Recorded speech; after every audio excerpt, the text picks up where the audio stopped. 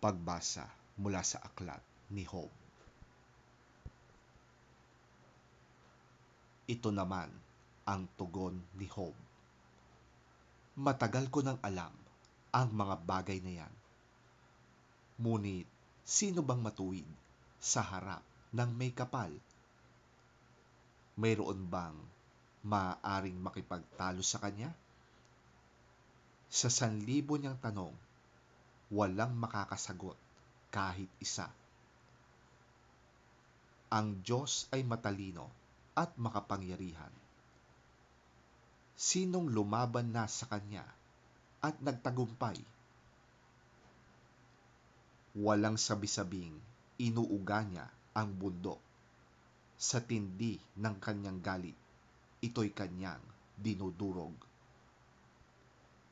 Ang buong lupa ay kanyang niyayanig at inuuga niya ang saligan ng daigdig.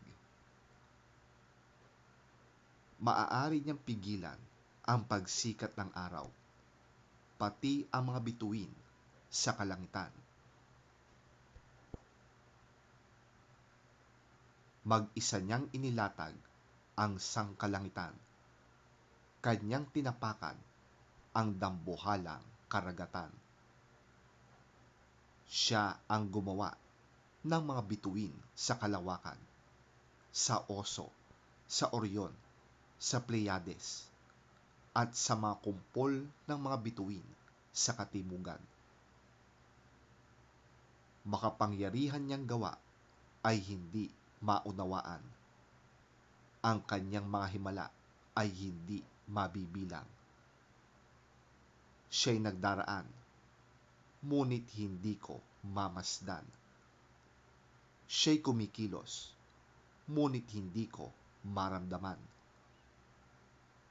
Nakukuha niya ang anumang magustuhan, at sa kanya'y walang makakahadlang.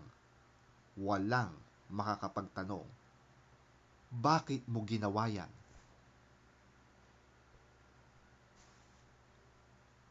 Paano ko masasagot ang tanong niya sa akin?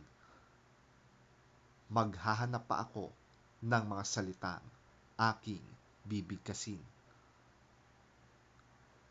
Kahit ako'y walang sala, ang tangi kong magagawa sa harap ng Diyos na hukom ay magmakaawa.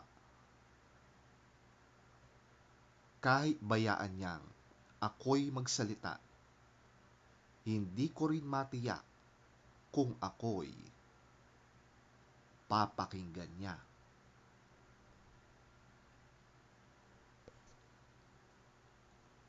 Ang salita ng Diyos.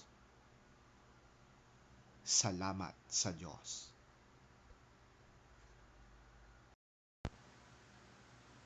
Ang mabuting balita ng Panginoon ayon kay San Mateo.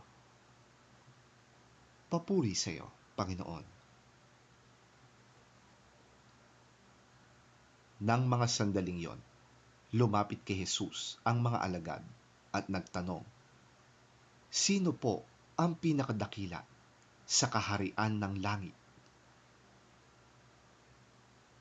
Tumawag si Jesus ng isang bata, pinatayo sa harap nila at sinabi, tandaan ninyo, kapag hindi kayo nagbago at naging katulad ng mga bata, hinding-hindi kayo makakapasok sa kaharian ng langit.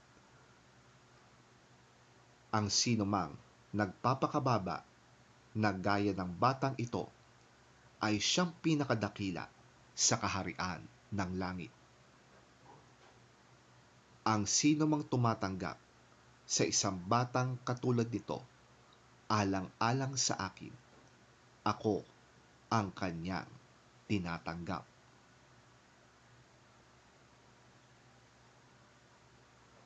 Pakaingatan ninyong huwag hamakin ang isa sa maliliit na ito. Sinasabi ko sa inyo, ang kanilang mga anghel ay laging nasa harap ng aking Ama na nasa langit.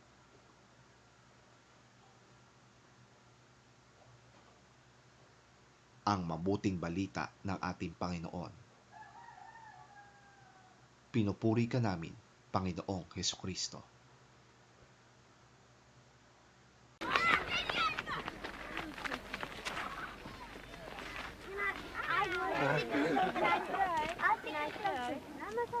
At that time, the disciples came to Jesus and asked, "Who's the greatest in the kingdom of heaven?"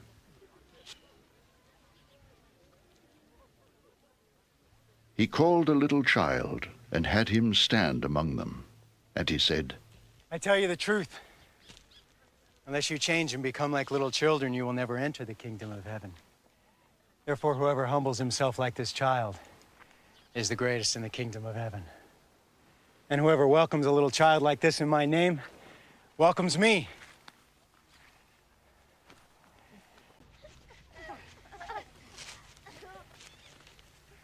See that you do not look down on one of these little ones. For I tell you that their angels in heaven always see the face of my Father in heaven.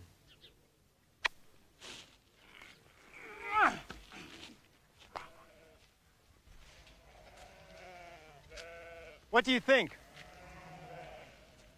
If a man owns 100 sheep and one of them wanders away, will he not leave the 99 on the hills and go to look for the one that wandered off? And if he finds it, I tell you the truth, he is happier about that one sheep than about the 99 that did not wander off. In the same way, your Father in heaven is not willing that any of these little ones should be lost.